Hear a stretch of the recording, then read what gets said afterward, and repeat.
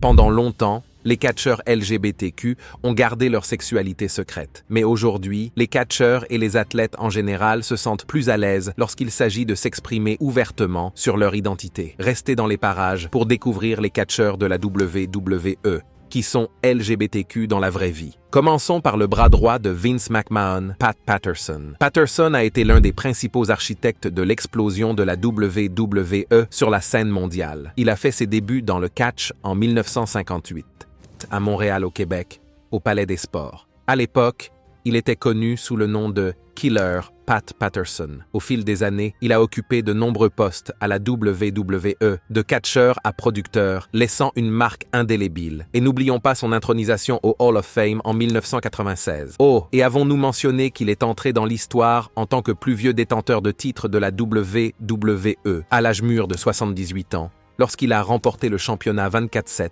En 2019, Patterson a révélé publiquement son homosexualité dans un épisode de WWE Legends House en 2014. Depuis, Patterson était ouvertement gay, embrassant son identité au début des années 1970, bien avant qu'elle ne soit largement acceptée. Cependant, la WWE n'a pas officiellement reconnu cette partie de son histoire jusqu'à la finale de WWE Legends House en 2014, où il a été appelé la première star de catch professionnel ouvertement gay. Cependant, son parcours n'a pas été sans heurts. Patterson avait émigré aux États-Unis pour poursuivre ses rêves de catcheur, mais il était menacé d'expulsion en raison des attitudes discriminatoires de l'époque. Dans les années 1960, le gouvernement américain s'était donné pour mission de trouver toute preuve d'activité homosexuelle à utiliser contre Patterson, allant même jusqu'à recourir à la surveillance et aux enquêtes. La division des mœurs du bureau de police de Portland avait les yeux rivés sur Patterson, signalant sa participation à des fêtes et des bars gays à Portland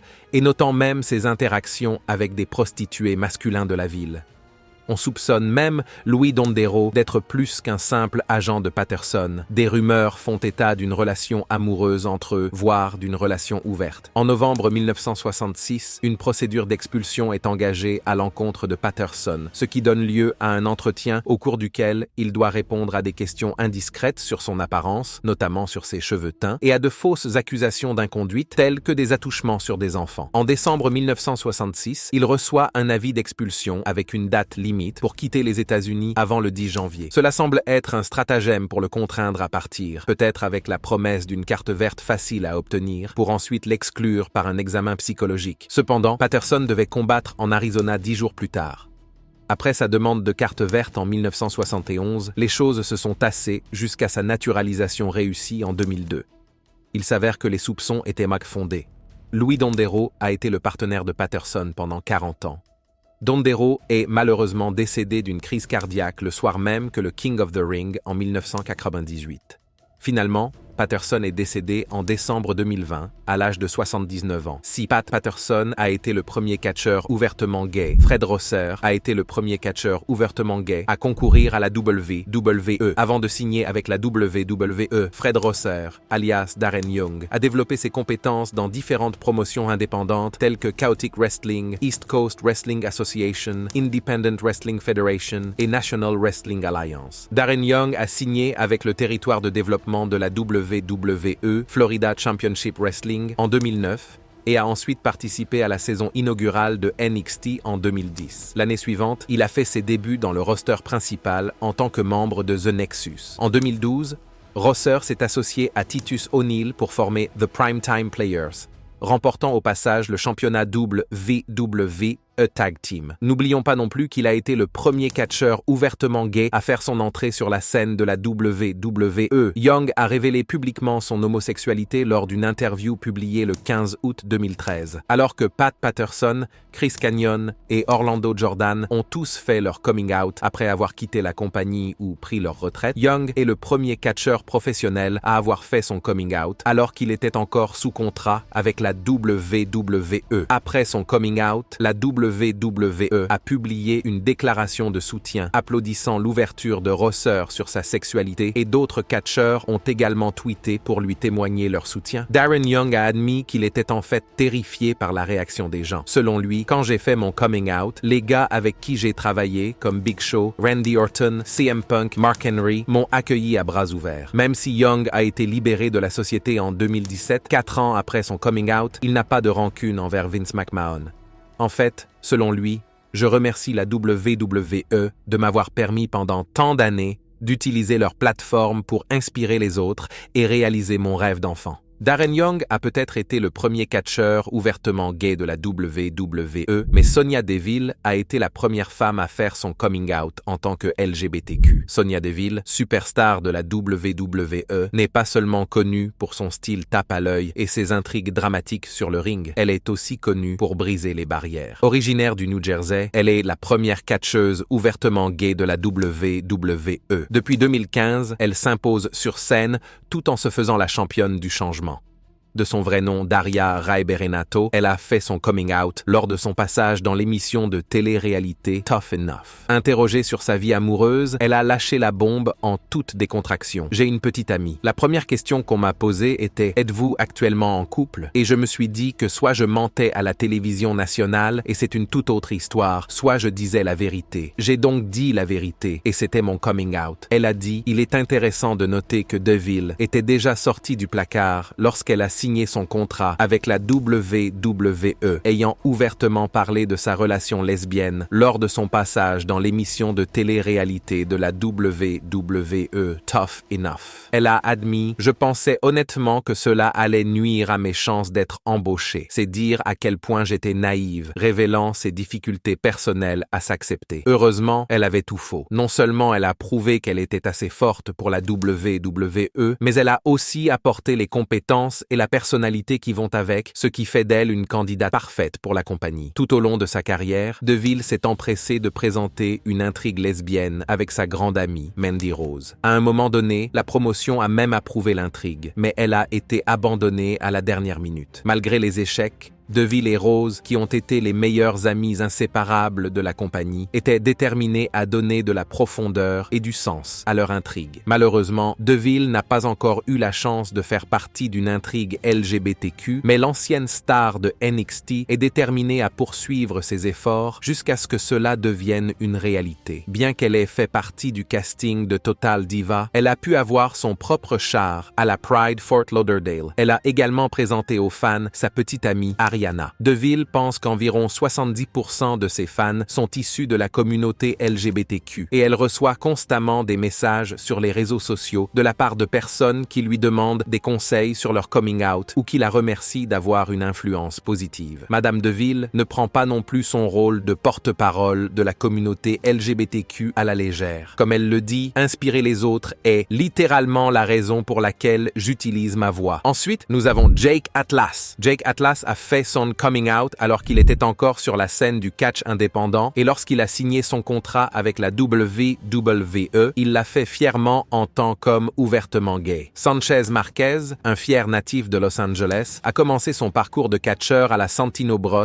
Wrestling Academy. En août 2016, il a fait ses débuts sous le pseudonyme de Jake Atlas, affrontant Robbie Phoenix et remportant la victoire par disqualification. De là, il a déménagé sur la scène du catch californienne, honorant les rings de promotion tels que Orange County Championship Wrestling, Empire Wrestling Federation, Baja Stars USA, All Pro Wrestling, Gold Rush Pro Wrestling et Championship Wrestling from Hollywood, parmi d'autres, tout au long de 2016 et 2017. Il fait équipe avec son collègue catcheur Lucas Riley dans certaines promotions, se faisant appeler Aerial Instinct et mettant en valeur leur prouesse de catcheur. Tout au long de son parcours, Atlas a accumulé les titres, notamment le championnat SBW à Santino Bros Wrestling et les championnats Universal Heavyweight et Junior Heavyweight à All Pro Wrestling. Atlas a établi son premier lien avec la WWE en 2018 lorsqu'il est apparu pour la première fois avec Stephanie McMahon dans un épisode de Celebrity Undercover Boss. Puis, en octobre 2019, il a officiellement rejoint la WWE. Mais même avant de rejoindre la compagnie, Atlas avait de grands rêves. Il voulait être le premier champion du monde gay de la WWE. Mais bon, tous les rêves ne se réalisent pas. Bien qu'Atlas ait réussi à entrer dans la cour des grands, il n'a jamais mis la main sur un titre de la WWE. Puis, en 2021, il a été licencié lors d'une des tristement célèbres purges du roster de McMahon. Il est passé à l'AEW, une autre compagnie connue pour son inclusivité LGBTQ+.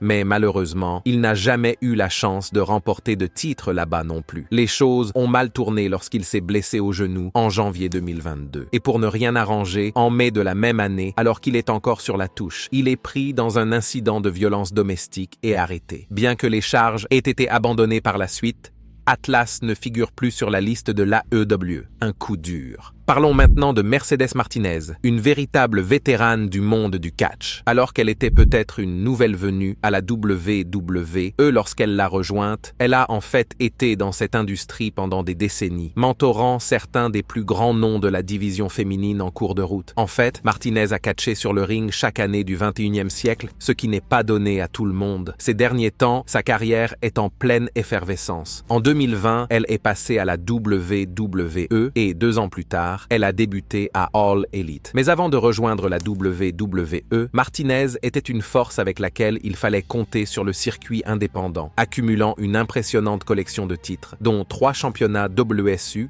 2 championnats Shimmer, 1 championnat Shine et un championnat Phoenix of Rise. Bien qu'elle ne soit pas aussi connue que beaucoup d'autres stars de cette liste, c'est principalement à cause de la mauvaise gestion de la WWE à son égard. Elle est cependant fière d'embrasser sa sexualité, faisant officiellement son coming out en tant que lesbienne en juillet 2019. Martinez n'a pas été timide au sujet de ses luttes, révélant qu'elle a été intimidée pendant son enfance. Pour elle, le catch est bien plus qu'un simple sport. C'est un moyen de canaliser l'agressivité de son enfance difficile. Petite anecdote. Martinez n'a pas commencé par faire du catch. Non, elle était en fait basketteuse jusqu'à ce qu'une blessure la mette sur la touche. C'est ainsi qu'elle s'est retrouvée à lasser ses bottes de catch. Martinez est mariée et mère d'un garçon et elle a clairement fait savoir que sa vie de maman passait avant tout le reste. Ce n'est qu'en 2019 qu'elle a officiel Pride and Joy de Rise contre Cassandro. Bien qu'elle ait expliqué qu'il aurait été risqué de faire son coming out plus tôt dans sa carrière de catcheuse, elle est heureuse de constater l'évolution de l'acceptation de la communauté LGBTQ+ dans l'industrie. Pour moi, Shayna Baszler sait qu'elle est une ancienne star du MMA devenue catcheuse. Elle est connue pour sa personnalité de dur à cuire sur le ring, mais lorsqu'il s'agit de sa vie privée, elle a tendance à garder les choses secrètes. La carrière de Baszler dans les arts martiaux mixtes, MMA, a débuté sous la tutelle de l'ancien combattant de l'UFC Josh Barnett et de la légende du catch Billy Robinson. Elle a fait ses débuts professionnels en MMA en 2006 et s'est rapidement fait remarquer pour ses compétences en matière de soumission. Ses prouesses ont attiré l'attention de l'UFC, ce qui l'a amené à signer pour la série télévisée de télé-réalité The Ultimate Fighter en 2013. Pendant son séjour à l'UFC, elle a participé à 2 combats professionnels qui se sont malheureusement soldés par un bilan de 0-2. En 2015, Baszler a quitté l'UFC et s'est engagée dans une nouvelle voie, celle du catch professionnel. Elle a de nouveau été entraînée par Barnett pendant sa transition vers le monde du divertissement sportif. En août 2017, Baszler a participé au tournoi Mae Young Classic, promu par la WWE. Elle a fait des débuts impressionnants en battant Zeda au premier tour. La semaine suivante, Baszler a poursuivi sa série de victoires en battant Mia Yim, Candice LeRae et Mercedes Martinez sur son chemin vers le combat final. Cependant, le 12 septembre, elle a été battue en finale du tournoi par Kairi Sane. Baszler a fait ses débuts à NXT lors d'un house show le 10 août 2017. Elle s'est associée à The Iconic Duo, Billie Kay et Peyton Royce, dans un match tag team contre Kairi Sane, Aliyah et Dakota Kai, mais s'est malheureusement soldé par une défaite. 2 jours plus tard, Baszler fait ses débuts en simple en gagnant contre Zeda. L'élan se poursuit lorsque, le Le 3 octobre, la WWE officialise la signature de Baszler avec la compagnie et son entrée au Performance Center de la WWE. Au fil des ans, Shayna Baszler a eu un impact considérable à la WWE, son parcours avec le championnat féminin de NXT étant inoubliable. La Reine de Pique a laissé sa marque à la fois à NXT et sur le roster principal, s'imposant comme une force dominante sur le ring. Mais Baszler préfère garder sa vie privée, s'immergeant totalement dans son personnage à l'écran. Surnommée la magicienne de la soumission, elle a acquis la réputation d'être l'une des compétitrices les plus redoutées du vestiaire. Dans une confession datant de 2013, Baszler a révélé qu'elle avait une relation avec une femme, représentant fièrement la communauté LGBTQ au sein de la promotion de Vince McMahon. Elle n'hésite pas à parler de son identité et de sa sexualité, soulignant qu'elle fréquente aussi bien des hommes que des femmes. Elle hésite cependant à se qualifier de lesbienne, de bisexuelle ou de toute autre catégorie spécifique. Pour elle, il ne s'agit pas d'entrer dans une case particulière. Comme elle le dit, je ne suis pas de celles qui se définissent en noir ou en blanc. Il se trouve que c'est là où j'en suis en ce moment. Cependant, elle n'a pas rendu publique la situation dans laquelle elle se trouve en ce moment. Rosa Mendes a eu un parcours assez atypique à la WWE ou d'avoir des matchs épiques. Après avoir quitté la WWE, elle est remontée sur le ring pour quelques matchs à la MCW en 2018 avant de partir définitivement en 2020. En 2014, Rosa Storm. Toni Storm aurait pu être une histoire de succès massive à la WWE, mais d'une manière ou d'une autre, ce n'est pas le cas. Mais regardons les choses en face, elle est une centrale dans le ring. De la première championne féminine de la Progress au titre féminin britannique de NXT, elle est une grande star. Storm a fait les beaux jours de NXT avant de rejoindre SmackDown. L'Australienne a fait sensation dans le monde du catch lors du tournoi Mae Young Classic, marquant son statut d'athlète de premier plan grâce à des performances remarquables à la fois à NXT et à NXT UK. Rosal est entrée sur la scène de la WWE grâce à ses impressionnantes performances lors des tournois Mae Young Classic de 2017 et 2018. Elle a atteint les demi-finales en 2017 et a gagné en 2018 à Evolution, l'événement PPV exclusivement féminin de la WWE. Après son parcours à la WWE, elle a montré ses talents sur différentes plateformes, notamment NXT UK, NXT et SmackDown, jusqu'à son départ en 2021. Au-delà des murs de la WWE, elle a fait des vagues dans la promotion japonaise Stardom, où elle a non seulement détenu le prestigieux championnat World of Stardom, mais a également établi un record avec un règne stupéfiant de 612 jours en tant que championne du monde, SOA. De plus, sur la scène du catch britannique, elle s'est fait remarquer en remportant le Progress Women's Championship à la Progress Wrestling. Mais revenons à son passage à la WWE.